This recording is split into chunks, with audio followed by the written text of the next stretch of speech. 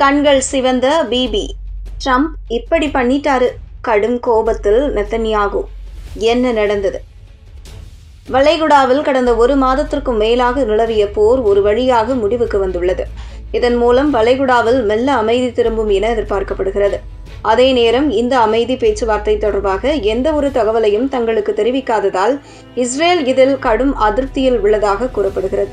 வளைகுடா போர் முடிவுக்கு வந்துள்ளது. அமெரிக்காவும் ஈரானும் 2 வாரங்களுக்கு எந்த ஒரு தாக்குதலும் வேண்டாம் என முடிவெடுத்துள்ளது. நாளைய தினம் இரு தரப்பிற்கும் இடையே பேச்சுவார்த்தையும் நடைபெறவுள்ளது. இதில் முக்கியமான முடிவுகள் எடுக்கப்படும் என எதிர்பார்க்கப்படுகிறது. அமெரிக்கா ஈரான் போர் நிறுத்த ஒப்பந்தம் குறித்து இஸ்ரேல் அதிருப்தியில் உள்ளதாக தகவல் வெளியாகியுள்ளது.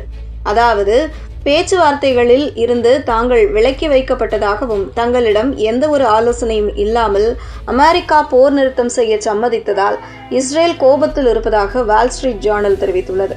அமெரிக்கா ஈரான் 2 வார போர் நிறுத்தம் புதன்கிழமை அதிகாலை அறிவிக்கப்பட்டது.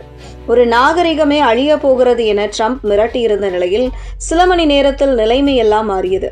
போர் நிறுத்தம் கொண்டுவர அமெரிக்காவும் ஈரானும் சம்மதித்தது. ஈரான் மீதான தாக்குதல்களை நிறுத்த அமெரிக்கா சம்மதம் தெரிவித்தது. அதேபோல ஈரானும் ஹார்முஸ் ஜலசந்தியை மீண்டும் திறக்க ஒப்புக்கொண்டது. பிபி என்று அழைக்கப்படும் இஸ்ரேல் பிரதமர் பெஞ்சமின் நெத்தன்யாகு ஈரானுடனான போர் நிறுத்தத்திற்கான அமெரிக்க முடிவை ஆதரித்தார். அதே நேரம் இந்த போர் நிறுத்த ஒப்பந்தத்தில் லெபனான் உள்ளே வராது என்பதை அவர் தெளிவுபடுத்தினார்.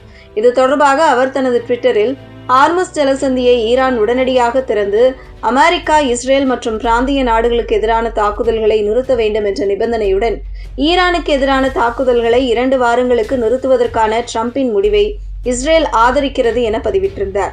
வெளிப்படையாக இப்படி சொன்னாலும் கூட நெத்தன்யாகு இதில் அதிருப்தியில்தான் இருந்துள்ளார். தங்களிடம் எந்த ஒரு ஆலோசனையும் இல்லாமல் அமெரிக்கா இந்த போர் நிறுத்த ஒப்பந்தத்தை போட்டதில் அவருக்கு சுத்தமாகவே உடன்பாடு இல்லையா? திடீரென போர் நிறுத்தம் என்ற தகவல் மட்டுமே தெரிவிக்கப்பட்டதால் அவர் கோபமடைந்ததாக கூறப்படுகிறது. அதேபோல மற்றொரு ட்வீட்டில் அமெரிக்கா, இஸ்ரேல் ஆகிய நாடுகளின் இலக்குகளை அடைவதில் அமெரிக்கா உறுதியாக இருப்பதாக இஸ்ரேலிடம் தெரிவித்துள்ளது. மேலும் இந்த 2 வார போர் நிறுத்தம் லெபனானை உள்ளடக்கவில்லை என்றார்.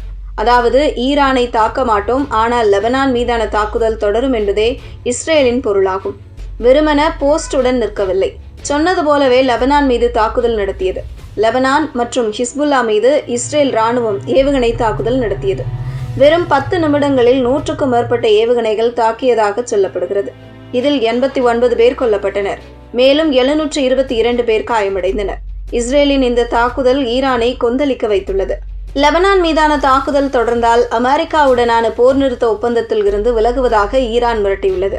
மேலும் லெபனான் மீதான தாக்குதலை தொடர்ந்து ஹார்முஸ் ஜலசந்தியில் கப்பல் போக்குவரத்தையும் நிறுத்துவதாக ஈரான் அறிவித்தது.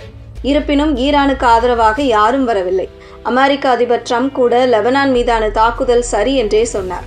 போர் நிறுத்த ஒப்பந்தத்தில் ஈரான் இல்லை என்பதையும் ட்ரம்ப் உறுதி செய்தார். லெபனான் மீது இஸ்ரேல் தாக்குதல் நடத்துவதில் அமெரிக்காவுக்கு ஓகேவா என்ற கேள்வி எழுப்பப்பட்டது. அதற்கு பதிலளித்த அவர், இது ஒப்பந்தத்தின் ஒரு பகுதி இல்லை, இது அனைவருக்கும் தெரியும், அது அவர்களின் தனிப்பட்ட சண்டை என்று ட்ரம்ப் தெரிவித்தார்.